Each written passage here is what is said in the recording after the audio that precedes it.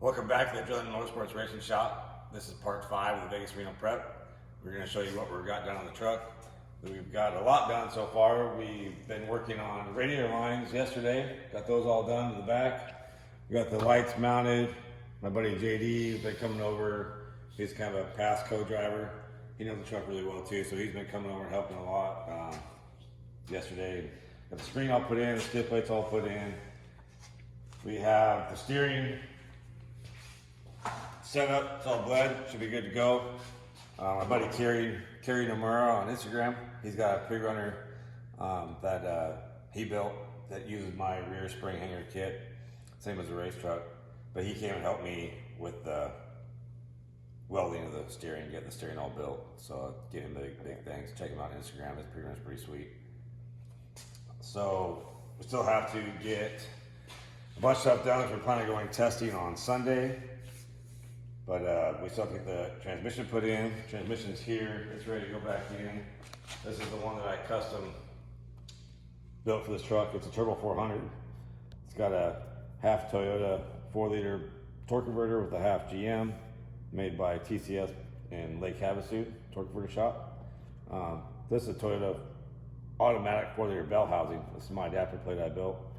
Machined the bell housing off of the Turbo 400. I have a little shift indicator light on my dash. That's what this linkage here is for, temp gauge. These are all just the cooler lines, the vent line. That's my own plate that I made with the vent lines. The vent lines go up there. There's actually a vent on top of the, up here too, because the thing just seems to need a vent a lot. We got over here, the seats are put in. Most of the wiring's all put up.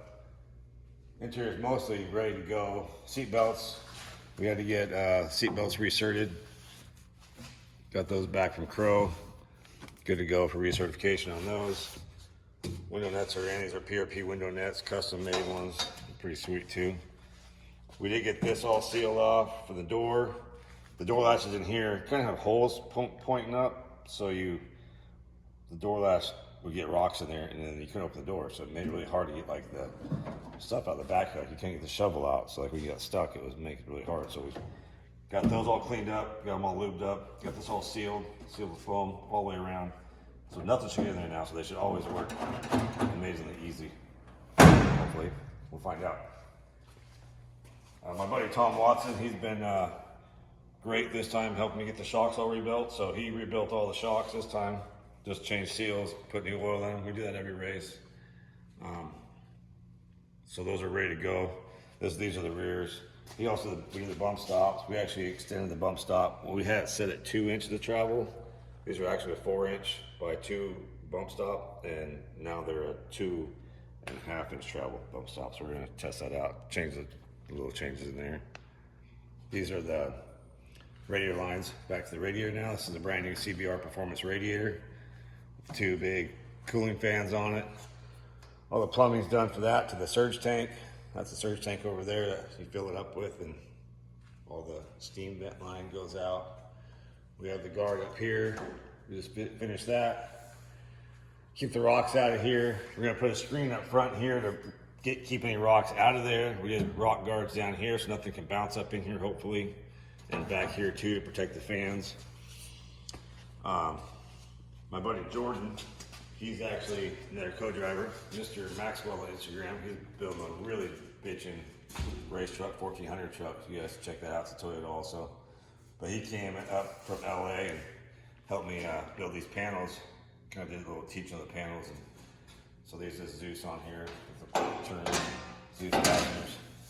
We gotta make a little cutout here for the shock to fit. The shock has to fit inside here in the bypass tube, but those are snapped in place right there. That keeps all the rocks to the side.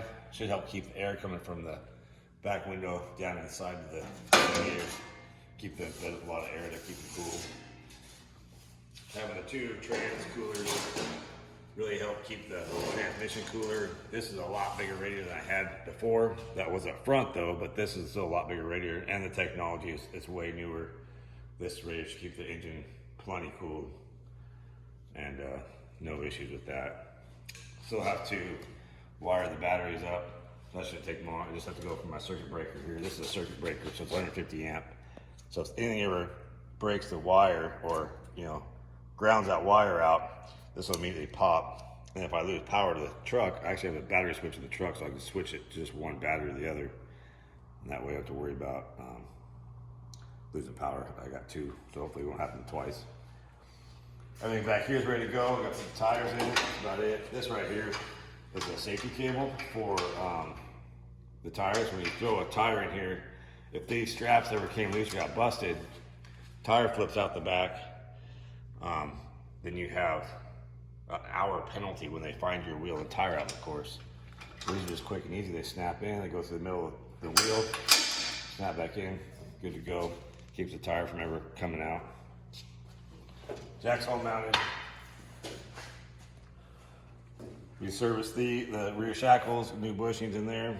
It's all good to go. Here's a panel, it's all buttoned up already on here. New vent line for the, or not new vent line, but the vent line for the gas tank. It goes up and around, and it goes out the back there. That's the vent for the fuel cell, keep the fuel cell vented. This is how the side should look now with the side panels. Steering's all, column's all redone. We had a steering quickener before. That's one thing I would like to talk to you about actually is, this is the steering quickener. This is what I used to run. It used to set right up underneath here. But since that box I have is a quick ratio box, this is a 1.5 to 1 ratio. So it makes your steering a lot quicker. So if you put this like on your stock Tacoma, you will, let's say you have the stock Tacoma pre-runner. I'm not sure if you really want it on the straight driving, daily driving truck, but it makes it so you turn faster, you correct faster. So if you get into a bind where your truck pitches out sideways, you can correct into it really fast. And you don't have to worry about rolling the truck as easy because the tires turn way faster. When you do lose power steering though, it kind of sucks even worse, so it kind of amplifies the no power steering, makes it worse. But these, I just made it so I cut my stock steering column off, bolted that up there. It just adapted right on. Then my U-joint came off of that. That's how it was before. Also, I have brake line valves in here. So with the bias pedal, I have two separate master cylinders, two separate reservoirs, two separate systems pretty much. With the bias pedal, if one brake breaks a line, then it would empty this out, and then I would have no pressure in there, and the bias pedal would go to that no pressure one and not work the other side very easy. So before I lose all my brakes and lose all my fluid, I can close that, let's say to the rear. I only have front brakes now, but they'll work just fine because this one won't be just a mush. It'll still have some pedal. And also, it's cool for doing burnouts because you can just lock the front all the way on and just do burnout. Anyways, steering column up here is pretty much done. Kind of wasn't much room for it with the headers there and stuff, but it should be good. It has plenty. It's super smooth. Feels really good. The High Performance box is just amazing. We did get our alternator back from DC Power Engineering. They rebuilt the alternator for us, new bushings and everything. I did have Hal rebuild my power steering pump too, so that's all good to go. Alternator's good to go. Last thing, we are getting ready to wire the tail light. We gotta do the tail light, we gotta wire the fan still, and then that should be about it for wiring, except for the batteries. But this here, Baja Designs did a really weird thing by, I think it's kind of weird. You have to have the tail light powered to have the brake lights work. So if you just have power going to the brake lights wire, then the brake lights won't work unless there's power also going to the tail lights. So you have to have your tail lights turned on to have your brake lights work. I thought that was kind of silly. I don't like that idea. I want my brake lights to always turn on whenever I push the pedal. That's all there is to it. So I'm going to put a diode in here. This is a diode. It's just a one-way check valve for electricity. Power goes one way, but not the other way. That gray little line there determines which way the power goes. And I got to look it up. I can't remember which way it is now. But I'm going to put this on the tail light, and that way when I power the brake light power, I'll put to both of them, but it won't go back into the tail lights, because the tail lights are all marker lights too. So the front marker lights, tail lights, once you flip that switch, all those lights turn on.